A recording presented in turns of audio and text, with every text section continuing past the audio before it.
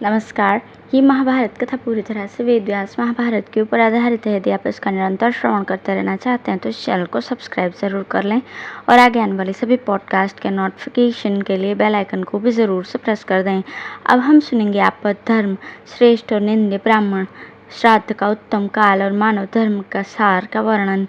युधिष्ठिर ने कहा, भगवान, आपकी कृपा से मैंने सब धर्मों का संग्रह सुन लिया तथा यह भी ज्ञात हो गया कि कौन सा अन्न भोजन के योग्य है और कौन सा नहीं। अब कृपा करके आपद धर्म का वर्णन कीजिए। भगवान ने कहा, राजन, जब देश में अकाल पड़ा हो, राष्ट्र के ऊपर कोई आपत्ति आई हो, जन्म या मृत्यु का सूतक हो तथा कड़ी धूप में रास्ता चलना पड़ा हो और इन सब कारणों से नियम का निर्वाह न हो सके तथा दूर का मार्ग तय करने के कारण विशेष थकावट आ गई हो, उस अवस्था में ब्राह्मण, क्षत्रिय और वैश्य के न मिलने पर शूद्र से भी जीवन निर्वाह के लिए थोड़ा सा कच्चा अन्न लिया जा सकता है। रोगी, दुखी, पीड़ित और भूखा ब्राह्मण यदि भोजन संबंधी नियम का पालन न कर सके तो भी उसे प्रायश्चित नहीं लगता। जल, मूल, घी, दूध, हवि, ब्राह्मण की इच्छा पूर्ण करना, गुरु की आज्ञा का पालन और औषधि, इन आठों के सेवन से व्रत का भंग नहीं होता। जो मनुष्य विधि पूर्वक प्रायश्चित करने में असमर्थ हो, वो विद्वानों के वचन से तथा दान के द्वारा भी शुद्ध हो सकता है। परदेश में रहने वाला पुरुष यदि कुछ काल के लिए घर आए तो वो ऋतुकाल में तथा उससे भी भिन्न समय में, रात में तथा दिन में अपनी स्त्री के साथ समागम करने पर प्रायश्चित का भागी नहीं होता। युधिष्ठिर ने पूछा, देवेश्वर, कैसे ब्राह्मण प्रशंसा के योग्य होते हैं और कैसे निंदा के योग्य तथा अष्टका श्राद्ध का कौन सा समय है, ये मुझे बताइए। भगवान ने कहा, राजन, उत्तम कुल में उत्पन्न, शास्त्रोक्त कर्मों का अनुष्ठान करने वाले विद्वान, दयालु, श्री संपन्न, सरल और सत्यवादी, ये सभी ब्राह्मण सुपात्र माने जाते हैं। ये आगे के आसन पर बैठकर सबसे पहले भोजन करने के अधिकारी हैं तथा उस पंक्ति में जितने भी लोग बैठे होते हैं उन सबको ये अपने दर्शन मात्र से पवित्र कर देते हैं। जो श्रेष्ठ ब्राह्मण मेरे शरणागत भक्त हों, उन्हें पंक्ति पावन समझो, वे विशेष रूप से पूजा के योग्य हैं। अब निंदा के योग्य ब्राह्मणों का वर्णन सुनो। जो ब्राह्मण संसार में कपटपूर्ण बर्ताव करें, वेदों के पारगामी विद्वान होने पर भी पापाचारी माने जाएं, वो अग्निहोत्र और स्वाध्याय न करें, सदा दान लेने की रुचि रखता हो और जहाँ कहीं भी भोजन कर ले उसको ब्राह्मण जाति का कलंक समझना चाहिए। जिसका शरीर मरना शौच का अन्न खाकर मोटा हुआ हो, जो शूद्र का अन्न भोजन करता हो और शूद्र के ही अन्न के रस से पृष्ट हुआ हो, वो ब्राह्मण प्रतिदिन स्वाध्याय, जप और होम करने पर भी उत्तम गति को नहीं पाता। जो ब्राह्मण प्रतिदिन अग्निहोत्र करने पर भी शूद्र के अन्न से बचा न रहता हो, उसकी आत्मा, वेदाध्ययन और तीनों अग्नि, इन पांचों का नाश हो जाता है। शूद्र की सेवा करने वाले ब्राह्मण को खाने के लिए भूमि पर ही अन्न डाल देना चाहिए, क्योंकि वो कुत्ते और गीदड़ के समान होता है। जो ब्राह्मण मूर्खतावश मरे हुए शूद्र के शव के पीछे पीछे स्मशान भूमि में जाता है, उसको 3 रात्रि का शौच लगता है। 3 रात्रि पूर्ण होने पर यदि किसी समुद्र में मिलने वाली नदी के भीतर स्नान करके 100 बार प्राणायाम करे और घी पिए तो वो शुद्ध होता है।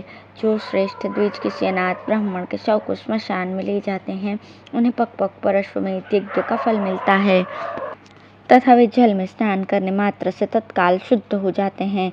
निवृत्ति मार्ग परायण ब्राह्मण को शूद्र के घर में दूध या दही भी नहीं खाना चाहिए, उसे भी शूद्रान्न ही समझना चाहिए। अत्यंत भूखे होने के कारण अन्न की इच्छा वाले ब्राह्मणों को भोजन में जो मनुष्य विघ्न डालता है, उससे बढ़कर पापी दूसरा कोई नहीं है। राजन, यदि ब्राह्मण शील और सदाचार से रहित हो जाए तो 6 अंगों सहित संपूर्ण वेद, सांख्य, पुराण और उत्तम कुल का जन्म, ये सब मिलकर भी उसे सद्गति नहीं दे सकते। ग्रहण के समय विषुव योग में अयन समाप्त होने पर, पितृकर्म में, मघा नक्षत्र में, अपने यहाँ पुत्र का जन्म होने पर तथा गया में पिंडदान करते समय जो थोड़ा सा भी दान दिया जाता है, वो 1000 स्वर्ण मुद्रा के दान देने के समान होता है।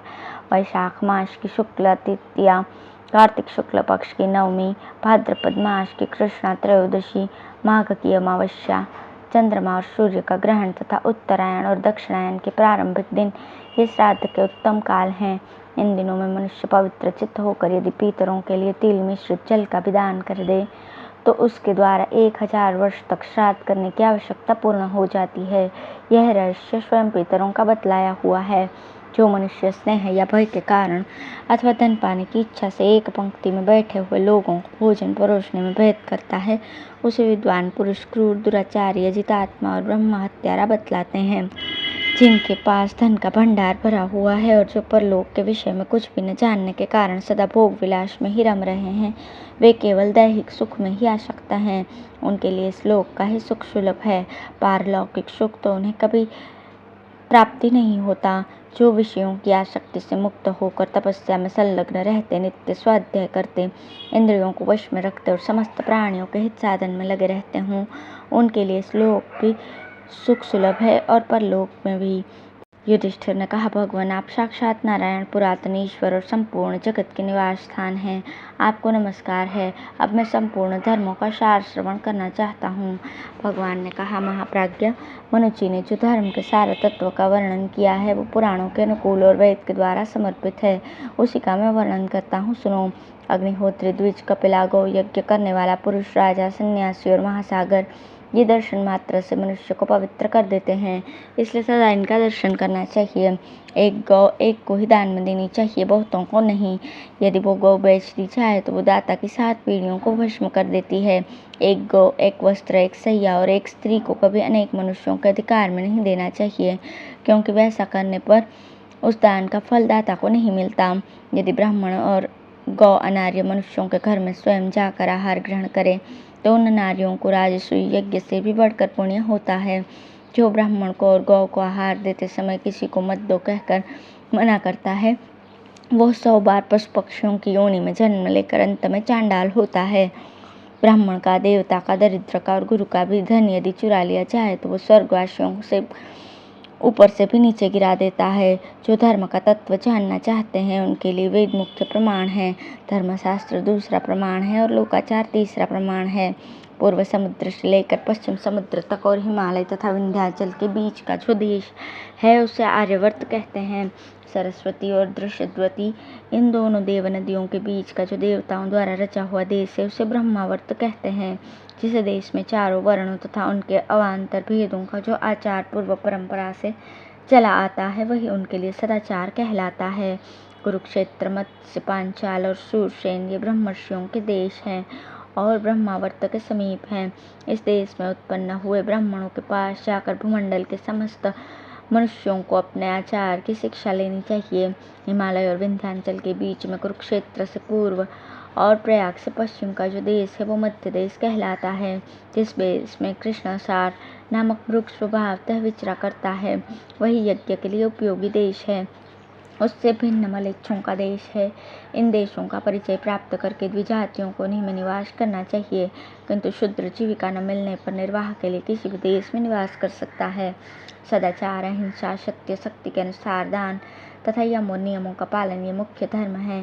ब्राह्मण, क्षत्रिय और वैश्यों का गर्भाधान से लेकर अंत्येष्टि पर्यंत सब संस्कार वेदोक्त विधियों और मंत्रों के अनुसार कराना चाहिए, क्योंकि संस्कार इहलोक और परलोक में भी पवित्र करने वाला है। गर्भाधान संस्कार में किए जाने वाले हवन के द्वारा और जात कर्म, नामकरण, चूड़ाकरण, यज्ञोपवीत, वेदाध्ययन, वेदोक्त व्रतों के पालन, स्नातक के पालने योग्य व्रत, विवाह, पंच महायज्ञों के अनुष्ठान तथा अन्य अन्य यज्ञों के द्वारा इस शरीर को परब्रह्म की प्राप्ति के योग्य बनाया जाता है, जिससे न धर्म का लाभ होता है न अर्थ का। तथा विद्या प्राप्ति के अनुकूल जो सेवा भी नहीं करता हो उस शिष्य को विद्या नहीं पढ़ानी चाहिए। ठीक उसी प्रकार जैसे ऊसर खेत में उत्तम बीज नहीं बोया जाता, जिस पुरुष से लौकिक, वैदिक तथा आध्यात्मिक ज्ञान प्राप्त हुआ हो उस गुरु को पहले प्रणाम करना चाहिए। अपने दाहिने हाथ से गुरु का दाहिना चरण और बाएं हाथ से उनका बायां चरण पकड़कर प्रणाम करना चाहिए। गुरु को एक हाथ से कभी प्रणाम नहीं करना चाहिए।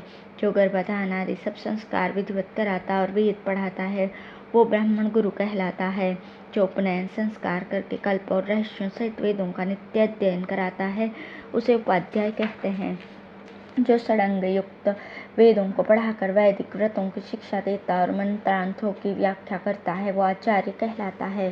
गौरव में 10 उपाध्यायों से बढ़कर एक आचार्य और 100 आचार्यों से बढ़कर पिता और 100 पिता से बढ़कर माता है, किंतु जो ज्ञान देने वाले गुरु हैं वे इन सब की अपेक्षा अत्यंत श्रेष्ठ हैं। गुरु से बढ़कर न कोई हुआ न होगा, इसलिए मनुष्य को उपयुक्त गुरुजनों के अधीन रहकर उनकी सेवा शुश्रूषा में लगा रहना चाहिए। इसमें तनिक भी संदेह नहीं कि गुरुजनों के अपमान से नरक में गिरना पड़ता है। जो लोग किसी अंग से हीन हों, जिनका कोई अंग अधिक हो, जो विद्या से हीन अवस्था के बूढ़े, रूप और धन से रहित तथा जाति से भी नीच हों, उन पर आक्षेप नहीं करना चाहिए, क्योंकि आक्षेप करने वाला मनुष्य का पुण्य जिसका आक्षेप किया जाता है उसके पास चला जाता है और उसका पाप आक्षेप करने वाले के पास आता है। नास्तिकता, वेद और देवताओं की निंदा, द्वेष, दंभ, अभिमान, क्रोध तथा कठोरता, इनका परित्याग कर देना चाहिए। धन्यवाद।